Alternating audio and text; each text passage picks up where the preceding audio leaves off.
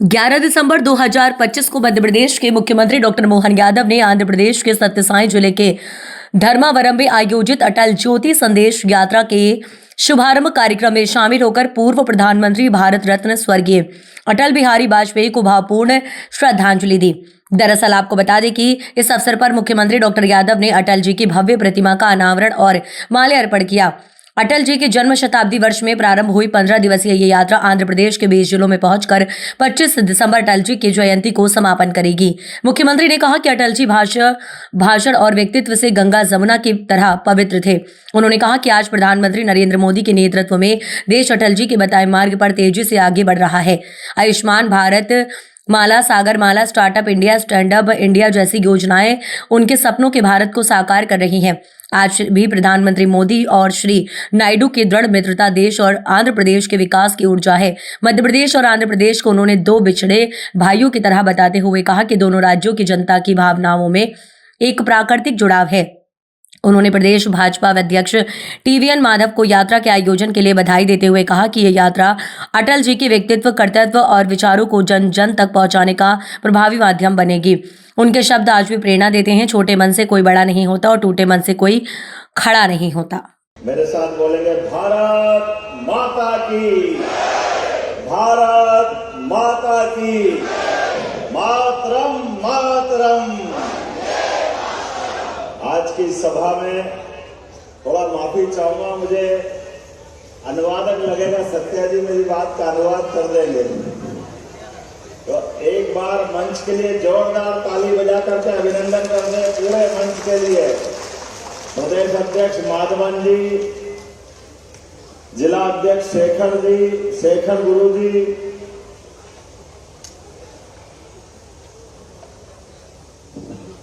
सत्य कुमार यादव जी, यहाँ के हमारे नेता और प्रभारी मंत्री एमएस राजू जी, परिताला श्री राम गुरु जी, थोड़ा आप बाकी के लिए भी ताली वाली बजा सकते हो भाई, एक से उनके लिए क्या कर रहे हैं? आपके लोकप्रिय नेता है तो बाकी लोग भी लोकप्रिय है, ऐसा कमजोर नहीं होते। పరిటాల శ్రీరామ్ మీ అభిమాన నాయకుడు, కానీ మిగతా వాళ్ళకు కూడా సపోర్ట్ ఇవ్వడం నేర్చుకున్నాను। माननीय टीसी वरुण गुरु जी, ये गारू गुरु क्या है? गारू गारू माने जी। इस अवसर पर माननीय एमएलए चिलाकलम मधुसूदन रेड्डी जी,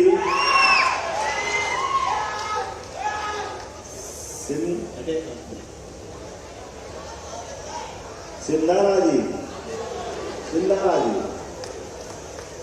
एमएलए, नाम तो बहुत सारे हैं, मैं तो सबको नमस्कार कर लेता हूँ एक साथ हाथ जोड़कर।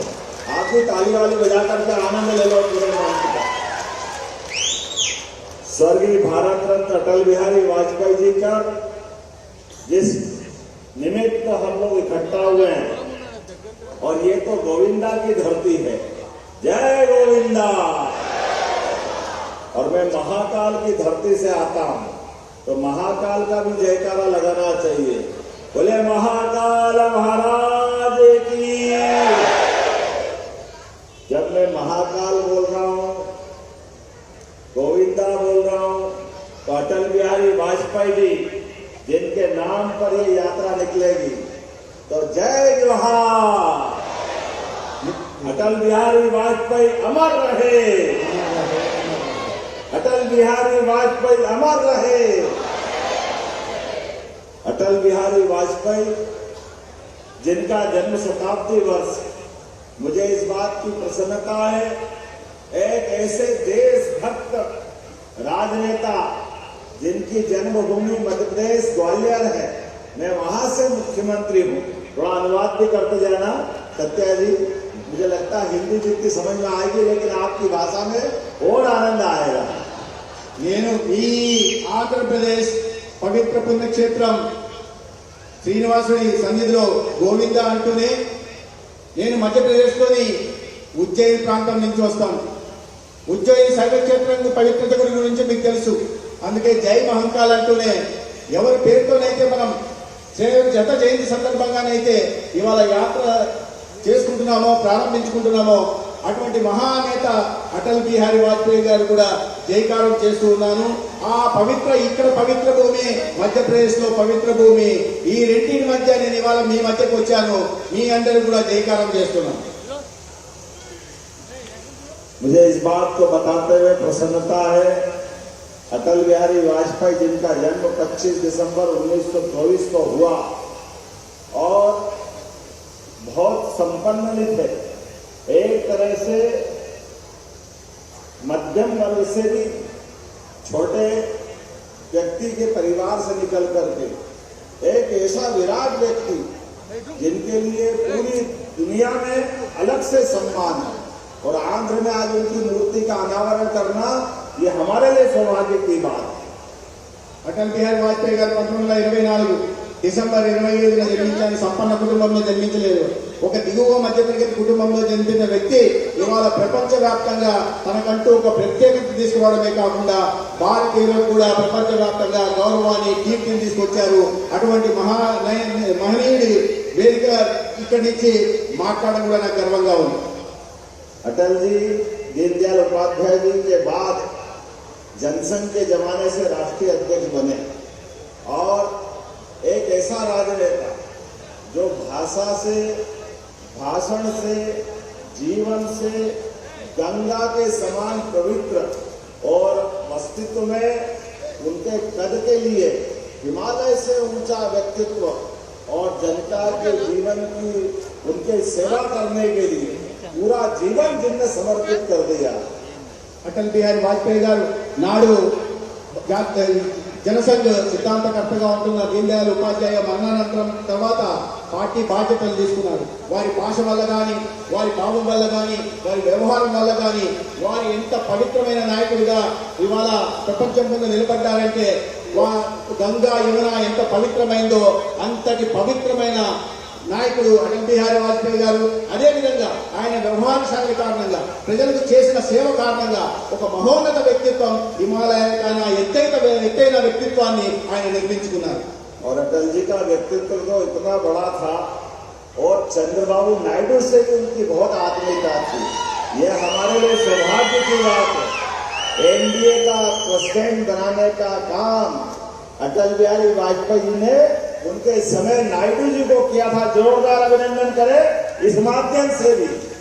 అటల్ బిహారీ వాజ్పేయి గారి వ్యక్తిత్వం ఎంత గొప్పదో అదే విధంగా ఆయన మిత్రత్వం కొనసాగింది. ఈ రాష్ట్ర ముఖ్యమంత్రిగా ఉంటున్న గౌరవనీయ చంద్రబాబు నాయుడు గారితో కూడా వారికి అదే మిత్రత్వం ఉండేది. గతంలో ఎన్డీఏ ప్రారంభం చేసింది అటల్ బిహారీ వాజ్పేయి గారు అయితే మొట్టమొదటిగా ఆనాడు ఎన్డీఏ జాతీయ అధ్యక్షుడు, ఎన్డీఏ అధ్యక్షుడు. एक बार, दो बार, 3 बार लगातार प्रधानमंत्री के रूप में जनता की सेवा करने का अटल बिहारी वाजपेयी ने जो संकल्प लिया, उस समय का पोखरण परमाणु विस्फोट, पाकिस्तान को टाइगर हिल्स के मामले में घर में घुस के मारने का और गरीब आदमी के गांव तक प्रधानमंत्री सड़क पहुंचाने का योगदान अगर किसी ने दिया है तो अटल बिहारी वाजपेयी ने दिया. जोरदार अभिनंदन अटल बिहारी वाजपेयी जी का करें. ఒక్కసారి కాదు, 2 సార్లు కాదు, 3 సార్లు ఈ దేశానికి ప్రధానమంత్రిగా పనిచేసిన అటల్ బిహారీ వాజ్పేయి గారు అనేక రకాలైన అభివృద్ధి కార్యక్రమాలు చేసుకోవడం జరిగింది. ప్రతి గ్రామాన్ని జోడిస్తూ ప్రధానమంత్రి గ్రామ సడక్ యోజన తీసుకోవడమే కాకుండా పోఖ్రాన్ లో అణుపరీక్షలు నిర్వహించి పాకిస్తాన్కి వారికి అర్థమయ్యే భాషలో గుణపాఠం నేర్పించిన మహనీయుడు అటల్ బిహారీ వాజ్పేయి గారు. అటువంటి వ్యక్తిని ఒకసారి మనమందరం కూడా జయకారం కొట్టాల్సిన అవసరం. और अटल जी के उस लगाए पौधे के भाव के आधार पर यशस्वी प्रधानमंत्री के नेतृत्व में दिल्ली में सरकार चल रही है और वापस एनडीए के चेयरमैन हमारे चंद्रबाबू नायडू, नरेंद्र मोदी जी का भी जोरदार अभिनंदन करें. ये दोस्ती पक्की है, लंबे समय तक टिकने वाली है. గతంలో ఎన్డీఏలో తెలుగుదేశం పార్టీ కూడా భాగస్వాములుగా ఉన్నారు. మళ్ళీ దాన్ని ఆ పరంపరను కొనసాగిస్తూ మళ్ళీ ఆంధ్రప్రదేశ్ లో ఎన్డీఏ ప్రభుత్వం ఉంది. ఇదే కేంద్రంలో మోడీ గారి ప్రభుత్వం, రాష్ట్రంలో చంద్రబాబు నాయుడు గారి, పవన్ కళ్యాణ్ గారి ప్రభుత్వాలు నడవాలి. ఈ స్నేహం మరీ చాలా కాలం పాటు కొనసాగాల. ఆ విధంగా మీరందరూ కూడా ఆశీర్వదించాల్సిందిగా కోరుతున్నాను. मुझे इस बात की प्रसन्नता है, अटल जी की जन्म शताब्दी के अवसर पर 20 जिलों तक माननीय प्रदेश अध्यक्ष माधवन जी, माननीय सत्या जी इस यात्रा को ले जाएंगे और ये धर्म की नगरी, और मैं भी उज्जैन पवित्र नगरी धर्म की नगरी से आता हूँ और वो भगवान कृष्ण की शिक्षा स्थली भी है। मुझे इस बात का आनंद है, भगवान कृष्ण भी जीवन भर सच्चाई के लिए, धर्म के लिए दुनिया की किसी ताकत से नहीं डरे। ऐसे अटल जी के भी जीवन में लीडर बनकर उनने भगवान कृष्ण से शिक्षा पाई। जोरदार अभिनंदन हमारे अपने भगवान कृष्ण के लिए भी और अटल जी के विराट व्यक्तित्व के लिए भी। భగవాన్ శ్రీకృష్ణుడి సేవకుడిగా, భక్తుడిగా శ్రీకృష్ణుడు ఎటువంటి పాలన ఆనాడు అందించాడు, అదేవిధంగా అటల్ బిహారీ వాజ్పేయి గారి పాలన కూడా కొనసాగింది. ఇప్పుడు ఈ 15 రోజుల పాటు 20 జిల్లాల్లో ఈ అటల్ బిహారీ శతజయంతి సందర్భంగా ఒక అద్భుతమైన యాత్ర పిటిఎన్ మాధవ్ గారి ఆధ్వర్యంలో నడుస్తోంది. ఈ యాత్ర ధర్మం కోసం, సత్యం కోసం, సంస్కృతి సంప్రదాయాల పరిరక్షణ కోసం నడుస్తా ఉన్న విషయాన్ని మనం అర్థం చేసుకోవాలి. National NDA national democratic alliance जिसके चेयरमैन चंद्रबाबू नायडू है, आप आंध्र प्रदेश में टेक्नोलॉजी, इंफ्रास्ट्रक्चर, एडमिनिस्ट्रेटिव इफिशिएंसी लगातार अलग अलग क्षेत्रों में, सभी क्षेत्रों में लगातार आगे बढ़ा रहा है। मुझे इस बात का गर्व है, यशस्वी प्रधानमंत्री के नेतृत्व में आंध्र भी आगे बढ़ रहा है और हमारे साथ मध्य प्रदेश भी आगे बढ़ रहा है। ये सौभाग्य की बात है, वर्तमान के दौर में जितना अच्छा समय माननीय मोदी जी के नेतृत्व में देश आगे बढ़ रहा है, दुनिया आश्चर्य से देख रही है। लेकिन मुझे इस प्रसन्नता है कि भगवान कृष्ण के वंशज को मध्य प्रदेश जैसे बड़े राज्य का मुख्यमंत्री बनाकर सबका साथ, सबका विकास, इस भाव से हमारी पार्टी आगे बढ़ रही है और एनडीए आगे बढ़ा रहा है। मुझे वहां बढ़ाया या चंद्रबाबू नायडू ने सत्या जी को बढ़ाया, ये हमारे लिए सौभाग्य की बात है। जोरदार अभिनंदन करें इस भाव के लिए भी। ఎన్డీఏలో చాలా ముఖ్యమైన నాయకుడిగా ఉన్న చంద్రబాబు నాయుడు గారి నాయకత్వంలో ఇవాళ రాష్ట్రం పరుగులు తీస్తోంది. అది మౌలిక సదుపాయాల కల్పన కావచ్చు, లేదా పరిశ్రమలు తీసుకురావడం కావచ్చు, ఉద్యోగ ఉపాధి అవకాశాలు కావచ్చు, లేదా పెట్టుబడులు కావచ్చు, ఏ రకంగా చూసినా కూడా ఆంధ్రప్రదేశ్ ముందుకు పోతా ఉంది. అదేవిధంగా కేంద్రం నుంచి నరేంద్ర మోడీ గారి ప్రభుత్వం సహకారం అందిస్తా ఉంది. ఇదే రకంగా ఆంధ్రప్రదేశ్ కూడా అభివృద్ధి చెందాలి, మధ్యప్రదేశ్ కూడా అభివృద్ధి చెందాలి, దేశం కూడా అభివృద్ధి చెందాల్సిన అవసరం ఉంది. అయితే ఈ శ్రీకృష్ణుని వంశంలో పుట్టిన నందు, అంటే వారిని పుట్టిన నందు ఇవాళ దేశ ప్రధాని నరేంద్ర మోడీ గారు మధ్యప్రదేశ్ కు ముఖ్యమంత్రిగా నియమిస్తే, అదే వంశంలో పుట్టిన సత్యకుమార్ని ఈ రాష్ట్రంలో చంద్రబాబు నాయుడు గారు కూడా మంత్రిని చేశారు. ఏ రకంగానైతే సబ్కా సాత్ సబ్కా వికాస్, అందరి వెంట అందరి అభివృద్ధిని కాంక్షిస్తూ కేంద్రంలో ప్రభుత్వం నడుస్తా ఉందో, అదే విధంగా రాష్ట్రంలో కూడా ప్రభుత్వం నడుస్తా ఉంది, అభివృద్ధి ముందుకు సాగుతా ఉంది. मुझे भाषा में थोड़ी सी भावना दिख रही है, आपके चेहरे के भाव बता रहे हैं, आपका प्रेम बता रहा है। मध्य प्रदेश से मैं आंध्र में जरूर आया हूं, ऐसा लग रहा है ये दो भाइयों का बिछड़ा हुआ प्रदेश ये आनंद के साथ एहसास करा रहा है। मैं आपको प्रणाम कर रहा हूं, आपका आनंद ले रहा हूं, आपका अभिनंदन करता हूं। సత్యకుమార్ చేస్తున్న అనువాదం కారణంగా నాకు భాష అర్థం కావడం లేదు, కానీ భావన మాత్రం అర్థమవుతా ఉంది. నాకు ఎలా అనిపిస్తుందంటే, నేను మధ్యప్రదేశ్ సంబంధించిన వాడిని, కానీ ఇవాళ ఈ కార్యక్రమం కారణంగా ఆంధ్రప్రదేశ్ లో వచ్చినప్పటికీ కూడా మధ్యప్రదేశ్ లోనే ఉంటున్న భావన మీ అందరి ప్రేమాభిమానాల కారణంగా నాకు కనిపిస్తుంది. एक बार फिर जब मैं मोदी जी की तरफ देखता हूं तो माननीय नायडू जी आंध्र को आगे बढ़ा रहे हैं, देश को माननीय नरेंद्र मोदी जी आगे बढ़ा रहे हैं, जिनके कारण से आयुष्मान योजना जो चंद्रबाबू नायडू ने यहाँ चालू की थी गरीबों के इलाज के लिए, यहाँ पर ये अलग प्रकार से आगे बढ़ रही, वो पूरे देश को ये आयुष्मान का लाभ दे रहे हैं। प्रधानमंत्री किसान सम्मान निधि पहली बार पूरे देश के किसानों को देने का काम माननीय प्रधानमंत्री ने किया। जल जीवन मिशन गति शक्ति, Sagarmala, Bharatmala, startup India, stand up India, कितनी प्रकार की योजना गरीबों के जीवन को अच्छा बनाने के लिए दी है। मैं सच में मोदी जी और नायडू जी के माध्यम से आगे बढ़ता हुआ आंध्र और मध्य प्रदेश से ही माननीय मोदी जी के नेतृत्व में आगे बढ़ता देश देख रहा हूं। చంద్రబాబు నాయుడు గారి అద్భుత పాలన కొనసాగుతున్న విషయం బయట నుంచి మేము గమనిస్తూనే ఉన్నాం. అదేవిధంగా కేంద్రంలో కూడా నరేంద్ర మోడీ గారు ప్రధానమంత్రి అయినప్పటి నుంచి అనేక రకాలైన అభివృద్ధి కార్యక్రమాలని, సంక్షేమ పథకాలని వారు ప్రవేశపెట్టడం జరిగింది. అందరికీ 5 లక్షల దాకా వైద్య సేవ అందించడం కోసం ఆయుష్మాన్ భారత్ కార్యక్రమాన్ని తీసుకొచ్చిన, రైతులకు పంట పెట్టుబడి కోసం పీఎం కిసాన్ సమ్మాన్ నిధిని తీసుకొచ్చిన, గతి సవరణ ద్వారా మౌలిక సదుపాయాలు జరిగిన, సాగర్మాల, భారత్మాల కారణంగా పోర్టు నిర్మాణం జరుగుతున్న, ఇవన్నీ కాకుండా స్టార్టప్ ఇండియా, స్టాండప్ ఇండియా లాంటి వినూత్నమైన కార్యక్రమాలు తీసుకొచ్చి ఈ దేశంలో చదువుకున్న యువతకు అందరికీ కూడా ఉపాధి, ఉద్యోగ అవకాశాలు కల్పిస్తున్నారు నరేంద్ర మోడీ గారు. వీటిని అందిపుచ్చుకొని ఆంధ్రప్రదేశ్ ముందుకు పోతా ఉంది. అదేవిధంగా మధ్యప్రదేశ్ కూడా ముందుకు సాగుతా ఉంది. రెండు అభివృద్ధి సాధించి రేపు రాబోయే రోజుల్లో దేశం అభివృద్ధి సాధించడంలో ప్రధాన భూమికను పోషిస్తాయి. एक बार मैं फिर भाजपा के प्रदेश अध्यक्ष श्रीमान PVN माधव के नेतृत्व में भारतीय जनता पार्टी के इस यात्रा के लिए शुभकामना देता हूं, जिसका नाम सुपरिपालना यात्रा।